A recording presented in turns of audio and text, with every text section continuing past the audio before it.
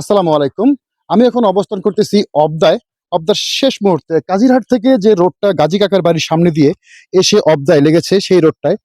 অবদার ঠিক পাশেই একদম টার্নিংটাতে রাস্তাটার যে কন্ডিশন, রাস্তাটার যে ভয়ংকর অবস্থা সেটা আমি তুলে ধরার ক্ষুদ্র প্রচেষ্টা করতেছি। আপনারা দেখেন এই রাস্তাটাতে একদম ৫ ফিট ৫ ফিটের মতো হবে এই যে রাস্তা, এতটুকু রাস্তাটা টোটালি ভাঙ্গা। এই রাস্তায় দিনে যাওয়া যতটা দুষ্কর, রাতে আরো ভয়ংকর অবস্থা হবে।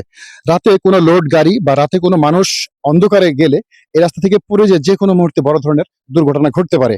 আমি এই রাস্তাটুকু নিয়ে আমাদের এই এলাকার চেয়ারম্যান মহোদয় এবং মেম্বার মহোদয়ের সাথে কথা বলেছি এবং ওনাকে এখানে এনে এই রাস্তাটা আমি দেখিয়েছিলাম।